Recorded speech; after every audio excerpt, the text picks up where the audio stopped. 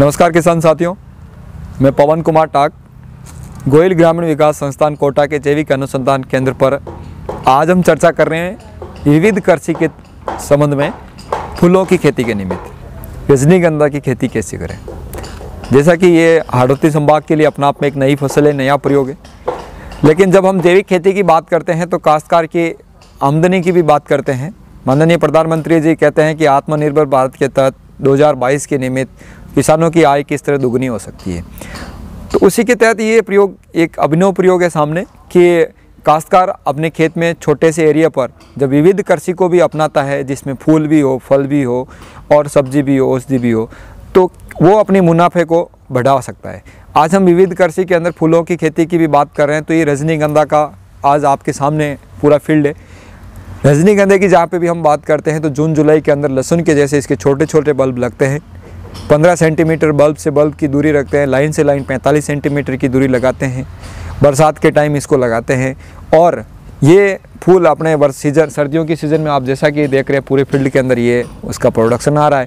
3 रुपये न्यूनतम मूल्य इसका प्रति स्टिक छड़ी बोलते हैं, जिससे मिल जाता है। 5 से 6 रुपये तक के इसका मूल्य मिल जाता है। अलग अलग तरह की किस्में लगती है और अब आप देख रहे हैं कि 1 बीघे से मिनिमम आप 1 लाख रुपए तक की आय भी आसानी से इससे ले सकते हैं। ये एक रजनीगंधा बहुत आसानी से, ना इसमें कोई कीट लगता है ना रोग लगता है। हाँ, जब जैविक केंद्र पर मैं खड़ा हूँ तो ये भी शुद्ध 100% जैविक है। जैविक का अर्थ ये है कि इसमें जो पोषण प्रबंधन जो भी होता है वो 100% शुद्ध जैविक तरीके से होता है। खेत पर तैयार जो खाद, कंपोस्ट खाद है वो इसके अंदर मिलाई जाती है और इसके अंदर गौमूत्र का निरंतर स्प्रे किया जाता है। हर 15-20 दिन के अंतराल में इस पर गौमूत्र का स्प्रे होता है। क्वालिटी मेंटेन इसके अंदर अच्छी तरीके से हम लोग करते हैं। किसान भाई कम लागत के अंदर, कम समय के अंदर, कम एरिया के अंदर अच्छा मुनाफा कमाने के लिए, विविध कृषि के प्रकल्प को साथ चलाने के लिए रजनीगंधा है, ग्लेडियोलस है, गेंदा है, इस तरह की भिन्न तरह की फसलें अपना कर भी अपना काम कर सकते हैं। इससे खेत की जीवंतता बनी रहती है, खेत भी अच्छा नज़र आता है, आमदनी भी अच्छी रहती है, परिवार भी खुशहाल रहता है। तो ये तो थी बात रजनीगंधा की। रजनीगंधे का जो खेती हम करते हैं उसमें सावधानी यही रखनी है कि आप छोटे लेवल पर वहाँ पर प्रयोग करें। ज़रूरी नहीं है कि कोटा जोन में ये बहुत आसानी से हो रहा है तो जोधपुर जोन के अंदर ये आसानी से हो जाएगा, ऐसा संभव नहीं है। तो वहाँ की जलवायु को देखते हुए आप छोटे स्तर पर प्रयोग करें और प्रयोग के बाद यदि आप सफल होते हैं तो इसको बड़े स्तर पर बढ़ा सकते हैं। दूसरी बात इसमें यही है कि पोषण प्रबंधन ठीक नहीं होता है तो ये जो आपको कलियाँ नज़र आ रही है इसकी क्वालिटी ठीक नहीं मिलती है। तीसरी बात ये है कि समय पर इसकी यदि हम तोड़ाई नहीं करते हैं तो भी हमें तकलीफ आती है। तो इन सब तमाम बातों को ध्यान में रखते हुए हम रजनीगंधा की खेती आसानी से कर सकते हैं। इंटरक्रॉप इसके अंदर संभव नहीं है क्योंकि बीच में जो जगह है वहाँ घूमने के लिए चाहिए, इसको तोड़ने के लिए भी चाहिए। तोड़ते समय ध्यान ही रखना है कि ये नीचे से आराम से टूटे। बीच में से आपने तोड़ लिया तो इसका पूरा मूल्य आपको नहीं मिलेगा। समय पर इसकी तोड़ाई हो और पोषण प्रबंधन का ध्यान हो तो ये अच्छी आमदनी का एक जरिया बन सकता है काश्तकारों के लिए। कैसे तोड़ते हैं, क्या है इसकी विधि, ये मैं आपको दिखा देता हूँ कि इसको बस यहाँ से इसको जैसे ही अपन मोड़ते हैं तो ये टूट जाता है।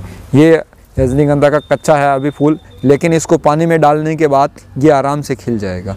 8 से 10 दिन तक ये गमले के अंदर आराम से टिका हुआ रहता है।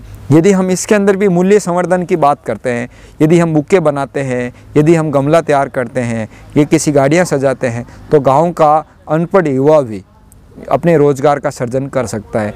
फूलों की खेती कर ली, यदि इसका 5 फूल इसके अंदर 5 स्टिक हमने रजनीगंधा की डाल दी, 2 इसके अंदर ग्लेडियोलस की डाल दी, 4 पत्ती साइकस की डाल दी, 5 फूल उसमें इसके डाल दिए, 500 रुपये का बुक्का तैयार हो सकता है। तो एक छोटे से प्रयोजन से, छोटे से प्रयोग से यदि वो एक दिन के अंदर 10 बुक्के बना के बेचता है तो भी उसके 5,000 रुपये की आमदनी होती है। यदि उसमें से 20% भी खर्चा मानते हैं तो IIT बॉम्बे, रुड़की और कानपुर के बच्चे भी इसके सामने, एक गांव के अनपढ़ युवा के सामने वो फेल है आमदनी की तुलना में। तो आज जहाँ पे भी बात कर रहे हैं कि किस तरह आमदनी को बढ़ाया जा सकता है, किस तरह वो किसान आत्मनिर्भर बन सकता है, किस तरह खेती आत्मनिर्भर बन सकती है, किस तरह देश की आय के अंदर वृद्धि हो सकती है, इन सब में इस तरह के प्रयोग काफ़ी महत्वपूर्ण साबित हो सकते हैं। यदि हम लोग भी, आप लोग भी रजनीगंधा की खेती करना चाहते हैं या कुछ भी प्रयोग करना चाहते हैं, आप हमारे केंद्र से जुड़ सकते हैं।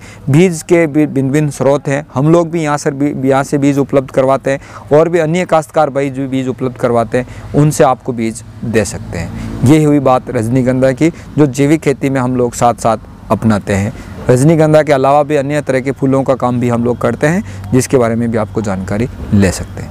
धन्यवाद।